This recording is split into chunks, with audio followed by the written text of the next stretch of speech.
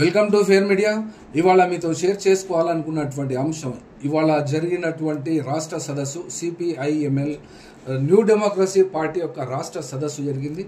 ఈ సదస్సు యొక్క ముఖ్య ఉద్దేశం ఆపరేషన్ కగారును వెంటనే నిలిపివేయాలి మరియు మావోయిస్టు పార్టీతో శాంతి చర్చలు జరపాలనేటువంటి డిమాండ్తో వక్తలు, రాష్ట్ర నాయకత్వము, అందుకు సంబంధించినటువంటి పార్టీ నాయకులు మరియు వివిధ ప్రజా సంఘాల వాళ్ళందరూ కూడా తమ తమ అభిప్రాయాల్ని వ్యక్తపరిచారు. ఇది ఎంతో విజయవంతంగా ఈ సభ కొనసాగింది. కాబట్టి మీరు చూడవచ్చు, ఇందులో కూడా ముఖ్యమైనటువంటి విజువల్స్ అన్ని మాట్లాడినటువంటి వ్యక్తులు వాళ్ళు ఏం చెప్పారో దయచేసి చూడండి. Thank you. దేశ ప్రయోజనం దాన్ని ముందు పులియాలో జరిగినటువంటి ఘటన కూడా అనుమానాస్పదంగానే జరిగినటువంటి స్థితి భారతదేశంలో ఉన్నది. ఇట్లాంటి ఘటనలను ఆసరా చేసుకొని మొత్తం మైనార్టీ ఇలా బీజేపీ, ఆర్ఎస్ఎస్ మతత్వ పార్టీలు ఇలా ప్రయత్నాలు చేస్తున్నాయి. చట్ట వ్యతిరేక ఆందోళనను కూడా దాన్ని రక్షించడం కోసం ఆపరేషన్ సింధూర్ పేరుతోటి ఇలా ఒక నాటకం ఆడిందని మనకు తేటతెల్లమవుతుంది. ఇలా ముస్లిం మైనార్టీ సంస్థలు కూడా మన విప్లవోద్యమానికి, ప్రజాస్వామ్య హక్కుల కోసం కూడా సిపిఐఎంఎల్ న్యూ డెమోక్రసీ కూడా మద్దతు ఇస్తుందని చెప్పి, ఎప్పటికీ ఇలాంటి వాతావరణం మన మధ్య కొనసాగాలని చెప్పి కోరుతున్నాం. ఇప్పుడు అరుణోదయ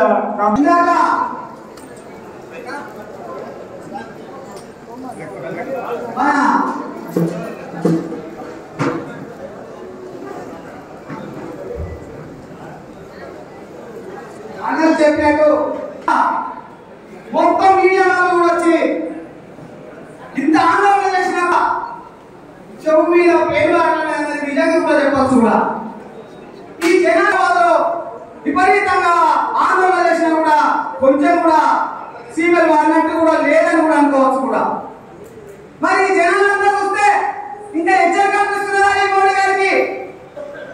అంటే నిజంగా చూస్తే పెద్ద వర్షం కొట్టాలి కదా, పనులు ఎట్లా అయితే ఉరుకుతే సంగరించుకుంటా అదే మాదిరిగా కూడా ఈ ప్రభుత్వానికి అన్ని పార్టీలు దీవెన పెడుతున్నాయి. పోతావురా నువ్వు, పోతావు మరి, పోతావురా పోతావురా మరి మోడీ. ఏడు గడ్డలు తినుకుంటూ తిండికి టికాణం లేకుండా అడవులు, ఛత్తీస్గఢ్ అడవులలో, కర్ణాటక అడవులలో పచ్చగున్న అడవులు ఎర్రంగా మారుస్తున్నాడు. అలాంటి పచ్చని అడివమ్మ ఒడిలో, పచ్చని అడివమ్మ ఒడిలో పండుకున్న అన్నల బట్టి చెట్లకు కట్టేసి వాడు కట్టు కథలు ఎన్నో చెప్పే, చెట్లకు కట్టేసి వాడు కట్టు కథలు ఎన్నో చెప్పే, చెట్లకు కట్టేసి వాడు కట్టు కథలు ఎన్నో చెప్పే, చెట్లకు కట్టేసి వాడు కట్టు కథలు ఎన్నో చెప్పే,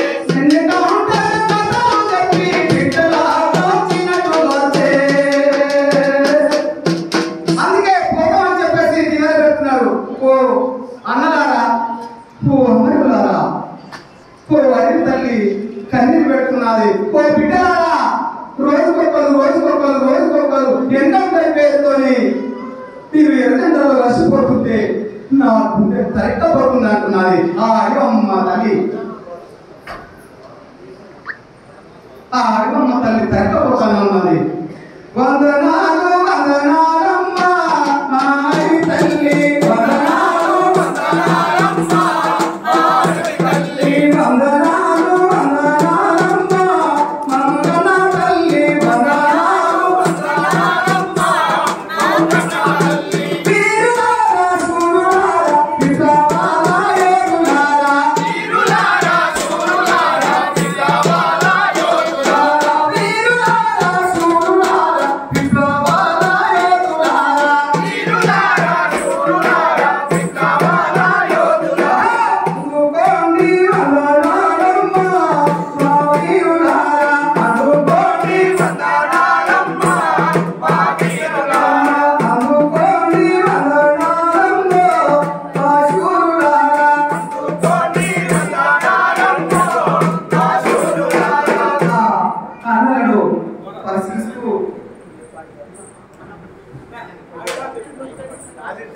దోపిడీ పీడన లేని సమాజం రావాలని ఈ దేశంలో విప్లవకారుల వేడి నుంచి విప్లవోద్యమాలు నిర్వహిస్తున్నారు. ఈ విప్లవోద్యమాల్లో ప్రభుత్వాలు, పాలక వర్గాలు వేల మందిని హత్యగావించింది. గూడెంలో ఆపరేషన్ కగారులో కూడా దాదాపు 560 మందిని ఈ ప్రభుత్వం పట్టణ పెట్టుకుంది. వీరందరికీ కూడా విప్లవ జోహార్. ఈ భారతదేశానికి 40 ఏళ్ళలో వచ్చింది స్వాతంత్రం కాదని, కేవలం అది అధికార మార్పిడి, వచ్చినటువంటి స్వాతంత్రం కొద్దిమంది ధనిక వర్గాలకు, సంపన్న వర్గాలకు మాత్రమే ఈ దేశంలో స్వాతంత్రం వచ్చిందని, 80% మంది ప్రజలకు ఈ దేశంలో స్వాతంత్రం రాలేదని, అందుకే ఈ అసమానతల సమాజాన్ని మార్చాలని విప్లవకారులు ఆనాటి నుంచి పోరాడుతున్నారు. విప్లవకారులు చెప్పినటువంటి, విప్లవ సంస్థలు చెప్పినటువంటి భారతదేశం పట్ల అంచనాలు సరైనదని ఇవాళ మనకు నిరూపిస్తా ఉంది. ఎందుకంటే దేశంలో అసమానతలు ఏ స్థాయిలో పెరిగినాయి, అనేక నివేదికలు చెప్తా ఉన్నాయి. ఇవాళ 1% ఉన్నటువంటి ధనిక వర్గాల చేతుల్లో 70% సంపద వాళ్ళ దగ్గర కేంద్రీకృతమైంది.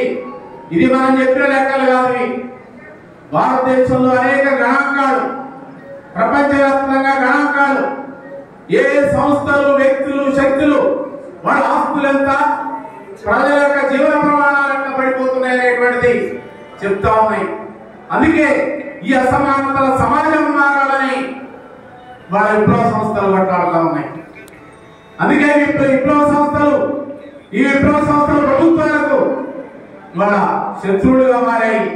అందుకే 67 నుంచి చూసుకుంటే మొత్తం ఆనాడు నక్సల్బరీ ఉద్యమంలో కానీ, శ్రీకాకుళ పోరాటంలో కానీ, గోదావరి పోరాటాల్లో కానీ ఈ సమాజం కోసం కొట్లాడుతున్నటువంటి విప్లవోద్యమాల కోసం, ప్రజల కోసం, ప్రజల ఆర్థిక సమర్థలు కొట్లాడుతున్నటువంటి సంస్థల మీద నిషేధాలు, ఎన్కౌంటర్లు, అదేవిధంగా నిర్బంధాలు, నిషేధాలు కొనసాగుతున్నటువంటి ఒక పరిస్థితి ఉంది.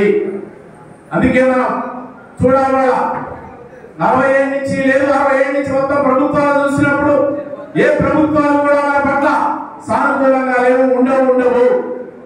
ఎందుకంటే మనం ఒక సమాజాన్ని కోరుకుంటున్నాం. వాళ్ళ దోపిడీ పీడను మనం వాళ్ళ వ్యతిరేకిస్తా ఉన్నాం. అధికారంలో 10 సంవత్సరాలు అధికారంలో వచ్చినటువంటి బీజేపీ ఈ భారతదేశంలో వాళ్ళ స్వభావాన్ని చూడాలి. ఆపరేషన్ కగారు ఎందుకు చేస్తా ఉంది?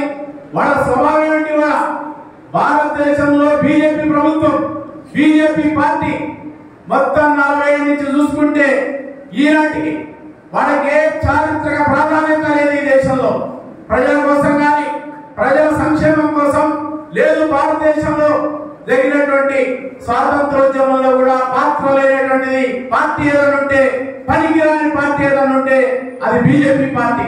కానీ ఇవాళ 10 సంవత్సరాల కాలంలో ఇవాళ కాంగ్రెస్ కంటే ముందు మేము స్వదేశీ పేరుతోటి, అదేవిధంగా జాతీయత పేరుతోటి, దేశభక్తి పేరుతోటి ఈ దేశంలో అధికారానికి వచ్చింది. ఏ పని చేయకున్నా, ఏ ప్రజల కోసం, ఏ అట్టడి వర్గాల కోసం, ఏ వాడు గొంతు పని పోరాడని స్వాతంత్రోద్యమంలో కూడా పోరాడే పార్టీ ఇవాళ అధికారంలో 10 సంవత్సరాలు ఉంది. మళ్ళీ అధికారంలోకి వచ్చింది. ఏమిటి దీనికి అనుకున్నటువంటి రహస్యం? ఏమిటి? 2 అంశాలు ఇవాళ భారతదేశంలో బీజేపీ పరమట్టాలి. ఒకటి ఇవాళ మతం పేరుతోటి, హిందూ మతోన్మాదం పేరుతోటి ఇవాళ దేశంలో అది వాళ్ళ రాజకీయాలు చేస్తా ఉంది, నిలబడ్డది. 2 సీట్లు అయోధ్యను విధ్వంసం చేసినప్పుడు, బాబ్రీ మసీదు విధ్వంసం చేసినప్పుడు 2 ఎంపీ సీట్లు ఉన్నటువంటి బీజేపీ జనతా పార్టీ వాళ్ళ అధికారంలోకి రాగలిగింది. 2 సార్లు రాగలిగిందంటే మొత్తం కూడా దాని రాజకీయ చరిత్ర అంతా కూడా ఎక్కడ ఏ ప్రజల కోసం చేసింది లేదు. కేవలం మత రాజకీయాలు, మత ప్రాతిపదిక మీద ఆర్ఎస్ఎస్ పేరుతో భారతదేశంలో మత విద్వేషాలు రెచ్చగొట్టింది. మైనార్టీలకు వ్యతిరేకంగా, అదేవిధంగా ఈ దేశంలో ప్రగతిశీల శక్తులు, అదేవిధంగా విప్లవ శక్తులకు వ్యతిరేకంగా అది మొత్తం కూడా నిర్బంధాన్ని కొనసాగించింది, ఉద్యమాన్ని అణచివేసినటువంటి ఒక పరిస్థితి ఉంది. అందుకే హిందూ మతోన్మాదం అనేటువంటి ఎజెండా కింద అట్టడుగు వర్గాలు ఉన్నటువంటి వాళ్ళలో కూడా హిందూ ముస్లిం వ్యతిరేకతతో, మత వ్యతిరేకతతో మొత్తం కూడా హిందూ మతోన్మాదాన్ని హిందూ మతాన్ని నిలబెట్టింది. చివరికి మన రామ జన్మభూమి దగ్గర కూడా అక్కడ ప్రారంభోత్సవంలో కూడా మొత్తం దేశంలో ఒక మత ప్రచారాన్ని కొనసాగించినటువంటి ఒక పరిస్థితుంది. రెండోది, దేశంలో తను ఎప్పుడైతే బలహీనపడుతుందనేటువంటి తన భావాలు ఎప్పుడైతే బలహీనపడుతుందని అనుకున్నదో దేశంలో తిరుగులు వస్తాయి. చైనాతో యుద్ధం వస్తుంది, పాకిస్తాన్ తో యుద్ధం వస్తుంది, కార్గిల్ యుద్ధం వస్తాయి. ఒక్క సెంటు వచ్చేది లేదు, పోయేది లేదు. కానీ మత ఉద్రిక్తతలు కావాలని ఎన్నికల సమయాల్లో తన ఓటు బ్యాంకుకు నష్టం వచ్చినప్పుడు మత రాజకీయాలు అడ్డపెట్టి మొత్తం కూడా అధికారంలోకి వచ్చినటువంటి చరిత్ర BJP. RSS Ranga BJP agenda, BJP అదనంగా ఏళ్ళు ఆర్ఎస్ఎస్ ఉన్నటువంటి అనేక శాఖలు, అది విశ్వ హిందూ పరిషత్ కానీ అదేవిధంగా ఇతర ఉన్నటువంటి ఏతున్నాయో వాళ్ళకు ఉన్నటువంటి విద్యార్థి విభాగాలు, రైతు విభాగాలు, అన్ని విభాగాలు కూడా ఆర్ఎస్ఎస్ ఎజెండాలోనే నడుస్తున్నటువంటి ఒక పరిస్థితి.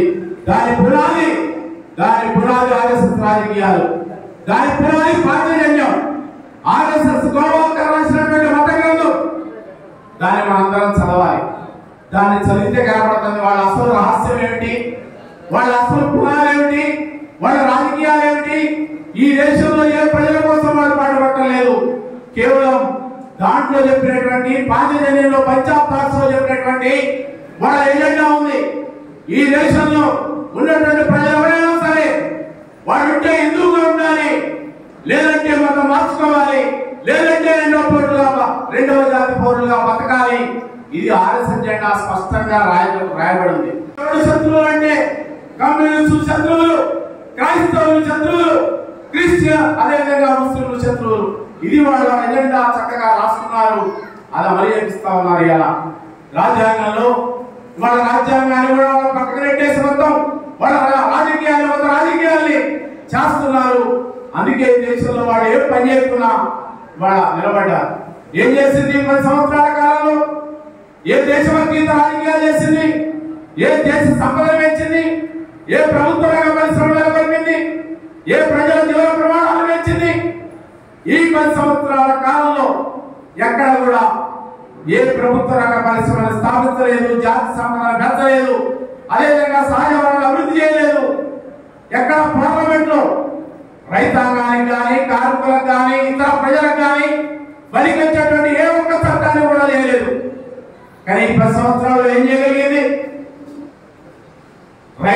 వ్యవసాయ రంగాన్ని ప్రైవేటీకరణ ప్రయత్నం చేసింది, 3 చట్టాలు తీసుకొచ్చింది. వ్యవసాయ రంగాన్ని మొత్తం కూడా కార్పొరేట్ రంగానికి ఉపయోగం చెప్పే విధంగా 3 చట్టాలు తీసుకొచ్చింది. సంవత్సర కాలం రైతాంగం ఉద్యమం చేసింది, అడ్డుపట్టింది. మరొక రూపంలో ఇవాళ జాతీయ మార్కెటింగ్ విధానం తెచ్చి మొత్తం వ్యవసాయ రంగాన్ని, దేశంలో ఉన్నటువంటి వ్యవసాయ రంగాన్ని కార్పొరేట్ రంగాలకు ఉపయోగపడడానికి ఒక ప్రయత్నం చేస్తా ఉంది. సహా అనురంగంతో సహా అంతరిక్ష రంగంతో సహా ఏ రంగం ప్రభుత్వ రంగ పరిశ్రమ కాలేదు. ఇది బీజేపీ యొక్క దేశభక్తి. వాడు అమ్మేది మొత్తం ప్రభుత్వ రంగాన్ని మొత్తం కూడా కార్పొరేట్ రంగానికి అమ్ముతా ఉంది. వాడు చెప్పే మాటలు దేశభక్తి మాటలు. అందుకే ఇవాళ ప్రభుత్వ రంగ పరిశ్రమ తీసి ఆ ఆపరేషన్ కగాల్ యొక్క పేరు మీద ఈ అడవులలో నివసించే ఎస్టీలు ఆదివాసీలను అక్కడి నుంచి వేలబట్టి తరిమి ఆ భూములను చేయడానికి వెళ్ళడానికి సిద్ధంగా లేని వాళ్ళను నక్సలైట్ల పేరుతో వాళ్ళందరినీ హతమారుతున్నారు. ఇది 3వది. సోదరులారా, 4వ ప్రయత్నం వీళ్ళది. మన దేశంలో కొన్ని లక్షల ఎకరాలు వక్ఫ్ ప్రాపర్టీస్ పేరు మీద ఉన్నాయి. మా ముస్లిం మతానికి చెందిన వక్ఫ్ ప్రాపర్టీలు, ఆ ప్రాపర్టీలను వీళ్ళు దోచుకోవడానికి, అదాని అమ్మానికి కట్టుబెట్టడానికి వక్ఫ్ అమెండ్మెంట్ బిల్ అని తీసుకొచ్చారు. మనకు ఇవన్నీ విషయాల మీద దీర్ఘంగా ఆలోచించి మనకు ఒక నిర్ణయం తీసుకునే అవకాశం ఎంతైనా ఉంది. బీజేపీ ప్రభుత్వం వచ్చినప్పటి నుండి మన దేశానికి నడిపించేది ఇద్దరే, అమిత్ షా, నరేంద్ర మోదీ. వీరిద్దరు మాత్రమే మన దేశాన్ని దాదాపు 2014 నుండి పరిపాలిస్తున్నారు. వీరిద్దరే 66-67 సంవత్సరాల నుండి మనం స్వాతంత్రం సాధించుకున్న తర్వాత మనం నిర్మించుకున్న రాజ్యాంగాన్ని వీరు వచ్చినప్పటి నుండి దీనికి ఆదివాసీ ముస్లిం మైనారిటీలు వీరందరినీ అంగదొక్కి దేశ సంపదలను, దేశ భూములను, ఆస్తులను ఇద్దరికే కూడబెట్టే ప్రయత్నం చేస్తున్నారు. ఆ ఇద్దరిలో అంబానీ, అదానీ. సోదరులారా, నేను ముక్కుసూటిగా మాట్లాడదలుచుకున్నాను. 75-76 సంవత్సరాల నుండి తిప్పి మాట్లాడుకుంటూ వచ్చాను. ఇప్పుడు ముక్కుసూటిగా మాట్లాడుతున్నాను. 1975లో డిక్లేర్డ్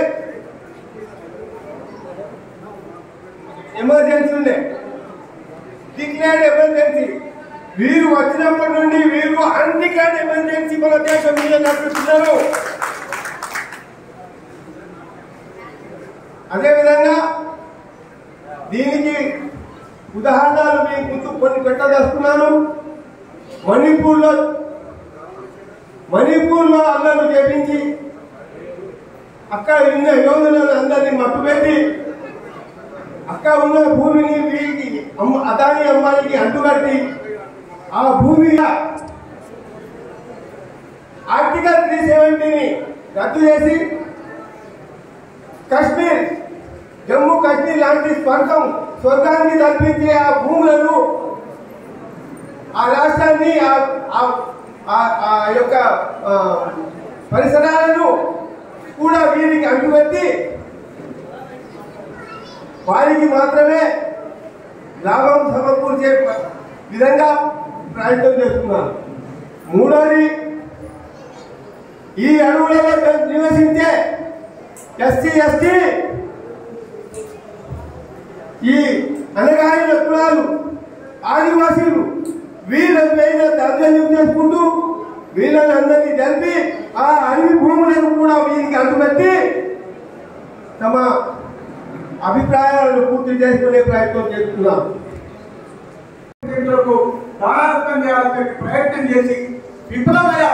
మొత్తం భారత ప్రజలందరూ కోట్లాది మంది వ్యతిరేకిస్తే మోడీ మోకాల మీద కూర్చొని మోకరిల్లి నన్ను క్షమించండి అని చెప్పి ఆ చట్టాలను రద్దు చేస్తున్నా అని చెప్పి ఒకవైపు చెప్తూ మరోవైపు నూతన మార్కెటింగ్ చట్టం అని చెప్పి తీసుకొచ్చి మొత్తం గుర్తు చప్పుడు కాకుండా ఆ చట్టాలని అమలు చేస్తున్నటువంటి స్థితి ఇలా ఉన్నది. అందుకోసం భారతదేశంలో అనేక రకాల ఖనిజ సంపదను కొనగొట్టడానికి ఇలా అటవీ సంరక్షణ చట్టం అనేటువంటిది ఒకటి తీసుకొచ్చాడు. దానిలో రాజ్యాంగానికి విరుద్ధంగా ఉండేటువంటి చట్టం అది 170 యాక్ట్ పోతుంది, పేసా చట్టం పోతుంది, 6వ షెడ్యూల్ పోతుంది, 5వ షెడ్యూల్ పోతుంది. మొత్తం ఆదివాసులను మొత్తం కూడా మట్టి కల్పించేటువంటి స్థితి ఆ చట్టంలో ఉన్నది. అందుకోసం రాజ్యాంగంలో పొందుపరిచినటువంటి ఆదివాసీ అనుకూల చట్టాలను కూడా మనం కాపాడుకోవాల్సినటువంటి అవసరం ఉన్నది. ఆపరేషన్ కగాన్ కూడా దాంట్లో భాగంగానే ఉన్నది. మొత్తం అడవి సంపదను కూడా మొత్తం కూడా కార్పొరేట్ శక్తులకు దారాదత్తం చేయడానికి ఆ చట్టం ఇలా ఉపయోగపడుతుంది.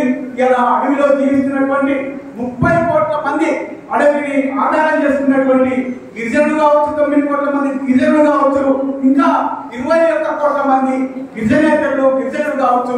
ఇలా అడవి మీద ఆధారపడి జీవిస్తున్నటువంటి వాళ్ళని మొత్తం వేదకం చేయాలని చెప్పి ప్రయత్నాలు చేస్తున్నారు. ఒకప్పుడు స్వయం పాలక శక్తిగా ఉన్నటువంటి స్వయం పాలక మండళ్ళు ఉన్నాయి. మొత్తం ఆదివాసీ ప్రాంతాల్లో స్వయం పాలక మండళ్ళు, ఆ స్వయం పాలక మండలను కూడా నిర్వీర్యం చేయడానికి ఇలా చుట్టలు జరుగుతున్నాయి. దాంట్లో భాగంగానే ఇలా ఆపరేషన్ అదర్ పేరుతో రక్తపాతం సృష్టించేటువంటి స్థితి కొనసాగుతుంది. దీనికి ఈ సభకు వచ్చినటువంటి INBAM నాయకుడు సుభన్ గారు కూడా వచ్చారు. వారు కూడా మాట్లాడాల్సిందిగా కోరుతున్నారు. ఇప్పటికీ 500 మందిని ఛత్తీస్గఢ్లో చంపడం అనేటువంటి జరిగింది. అట్లాగే అమాయకులైనటువంటి ఆదివాసీలను కూడా చంపేస్తున్నటువంటి పరిస్థితి. వాళ్ళని చంపడానికి కారణం ఏమిటి అంటే అక్కడ ఉన్నటువంటి ఖనిజ సంపద ఏదైతే ఉన్నదో ఆ ఖనిజ సంపదని కార్పొరేట్ కంపెనీలకు అప్పచెప్పడం కోసం ఇదంతా జరుగుతున్నది. కార్పొరేట్ సంస్థలు అంటే ఎవడు? ఆదాని, అంబానీ, ఇంకా ముఖేష్ లాంటి వాళ్ళని అక్కడ చేస్తున్నటువంటి పరిస్థితి. గౌరీ అయినా మాట్లాడినటువంటి సందర్భంలో అక్కడ 10,000 హెక్టార్ల భూమిని కార్పొరేట్ కంపెనీలకు రాసి పెట్టారు. 1,23,000 చెట్లు మొత్తం నరికేస్తున్నది. 1,23,000 చెట్లని నరికేస్తున్నటువంటి పరిస్థితి, ధ్వంసం చేస్తున్నటువంటి పరిస్థితి. ఎందుకయ్యా అంటే అక్కడ పెద్ద పెద్ద కంపెనీలు పెట్టి, కార్పొరేట్ కంపెనీలు పెట్టి తీసుకొచ్చి ఆ ప్రాంతంలో ఖనిజ సంపద తీసుకుపోవడం కోసం చేస్తా ఉన్నారు. అది మే 22 జరిగింది, ఎప్పుడో జరిగినటువంటిది కాదు. మావోయిస్టు పార్టీ కేంద్ర కమిటీ కార్యదర్శి నంబాల కేశవరావు గారు ఎవరైతే చనిపోయిన రోజు ఏదైతే ఉన్నదో, ఎన్కౌంటర్ అయినటువంటి రోజు ఏదైతే ఉన్నదో ఆ రోజే వాళ్ళకి రాసిచ్చినటువంటి పరిస్థితి. ఎందుకు ఈ దారుణమైనటువంటి పరిస్థితిని వస్తా ఉన్నదనేటువంటిది ఆలోచన చేయాలి. దేశంలో బీజేపీ ప్రభుత్వం, RSS ఈ రెండు ముసుగులో మతోన్మాదాన్ని ముందుకు తీసుకువస్తా ఉన్నది, హిందుత్వాన్ని ముందుకు తీసుకువస్తా ఉన్నది, దేవుళ్ళ పేరుతోటి, గుళ్ళ పేరుతోటి దాడులు చేస్తున్నటువంటి పరిస్థితి ఉన్నది. ఎవరైనా కానీ దేశంలో హిందువులు ఏదైతే ఉన్నదో ఆ హిందువు గుడి మాత్రమే ఉండాలి, ముస్లింల గుడి ఉండదు, దళితుల గుడి ఉండదు అని చెప్పి కూలబడుతున్నటువంటి పరిస్థితి ఈ రోజు మనం చూస్తా ఉన్నాం. ఎందుకు చేస్తా ఉన్నారు?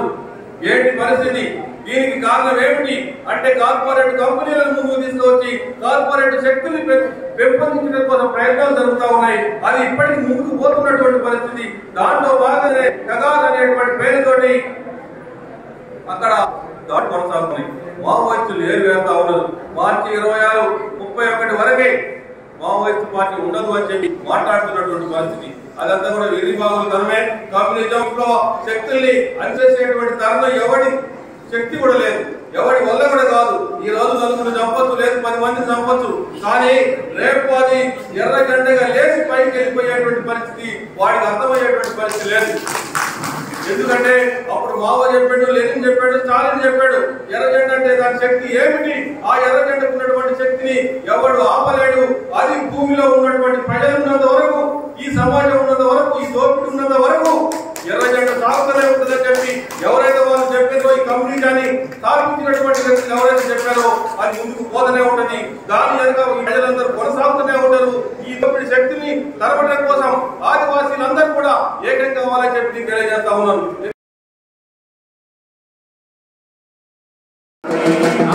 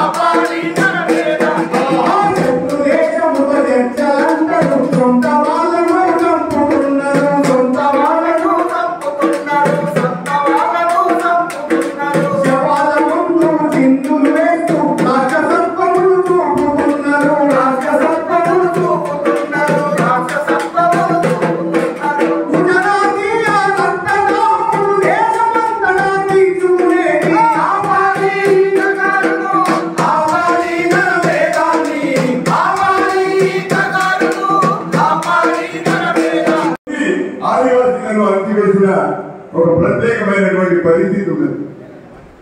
అందుకొరకు ఈ ప్రత్యేక పనులు సంఘాలు ప్రజాస్వామిక సంస్థలు వీధులకు వచ్చి పోరాడుతున్నటువంటి పరిస్థితి ఉన్నది.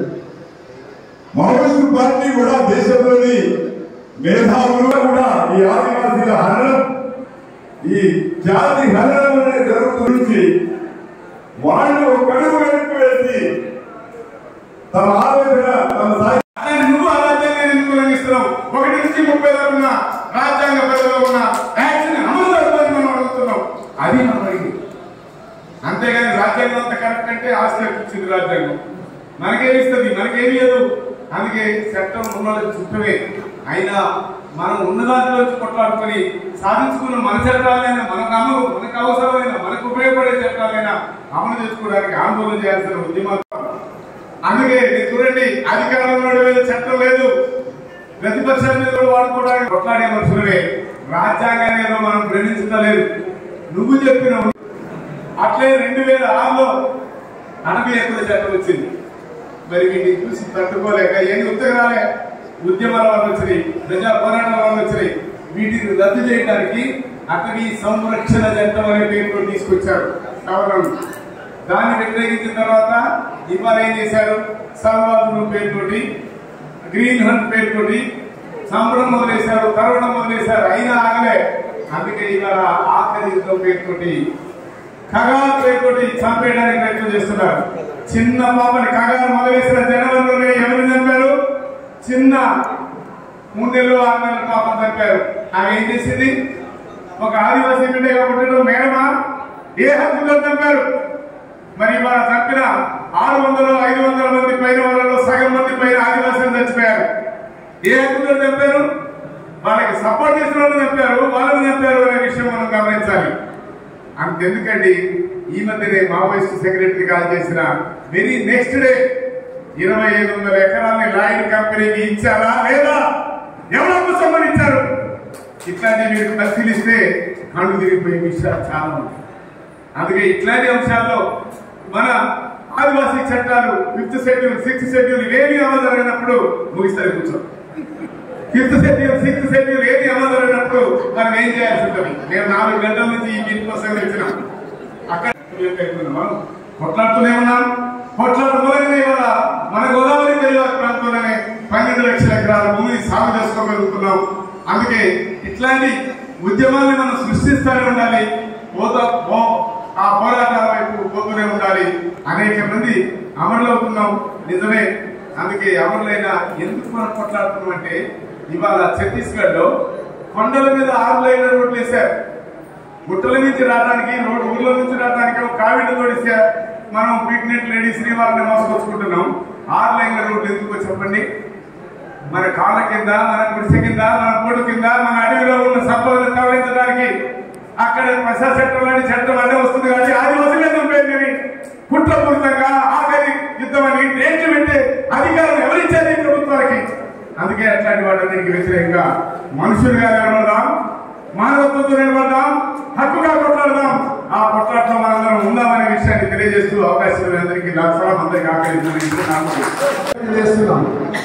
2-4 అన్నందుకు గుండాల్సిన సీమలో క్షేమం అది భాగ్యం అంటే జైలు నోడు తెచ్చుకుని ఆనాడు జనపండరాజు కవి రాసుకున్నాడు.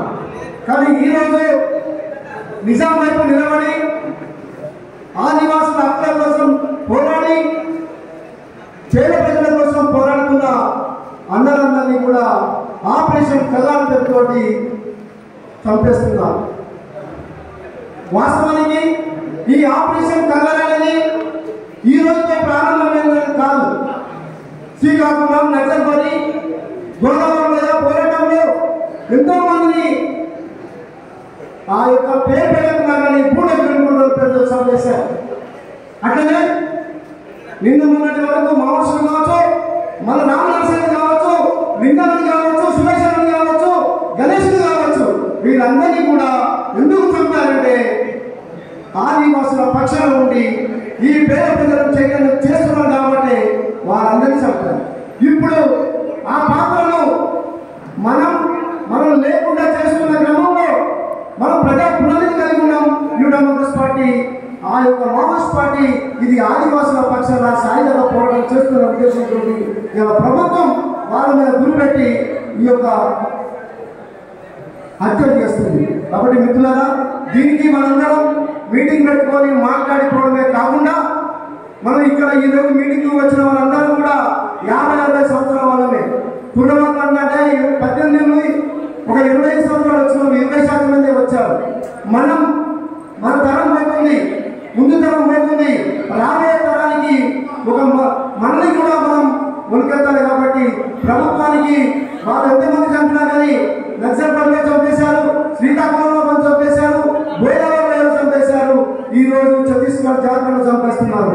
ఎంతమందిని చంపినా కానీ ఈ యొక్క ఉద్యమం ఆగదనేది వాస్తవం. అయితే మనం రానున్న రోజుల్లో ఈ యొక్క ఉద్యమాన్ని కొనసాగించాలంటే మన చూపు మనమందరం కూడా ఒకరు చెప్తే మనం కూడా వచ్చిన అది పీడిఎస్ కావచ్చు, పీవీఎల్ కావచ్చు, మహిళా రంగం కావచ్చు. అట్లనే మనం కూడా ఈ యొక్క విద్యాలయాలు ఎలా ఉన్నాయి, పాఠశాలలు ఎలా ఉన్నాయి, వారి పరిస్థితి ఉంది. కేవలం మన పార్టీ పిలిపిస్తుంది, రైతాంగం సమస్యలు పిలిపిస్తుందనే కాకుండా ఈ యొక్క బీజేపీ మతోన్మాదాన్ని వ్యతిరేకించాలంటే దాన్ని ఆర్ఎస్ఎస్ దానికి ఎట్లయితే పునాది ఉందో, ఏబీపీ ఎట్లయితే పునాది ఉందో అలాంటి దాన్ని కూడా మనం కూడా మనకున్న వర్గ సంఘాలు, ప్రజా సంఘాలని చైతన్యం చేస్తూ మనం ప్రజల్లో పనిచేసి ప్రజాస్వామిక ఉద్యమాలను నిర్వహించి మనం పట్టికట్ల పోరాటాల వైపు పోయినప్పుడు మాత్రమే ఈ యొక్క బీజేపీకి నామరూపాలు లేకుండా అవుతారనే ఉద్దేశంతో తెలియజేస్తూ ఈ సభకు మీరందరూ వచ్చినందుకు ధన్యవాదాలు చేస్తూ ఈ సభను ముగిస్తున్నాను తెలియజేస్తున్నాం.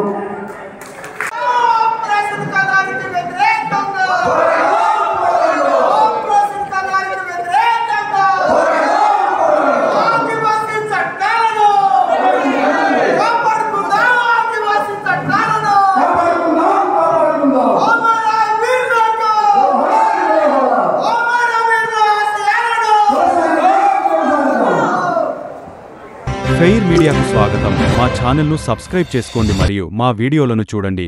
ప్రతి అప్డేట్ల కోసం బెల్ ఐకాన్ను ఆన్ చేయండి. మేము నిజమైన మరియు ఫెయిర్ వార్తలు మరియు రాజకీయ అప్డేట్లను అందిస్తాము.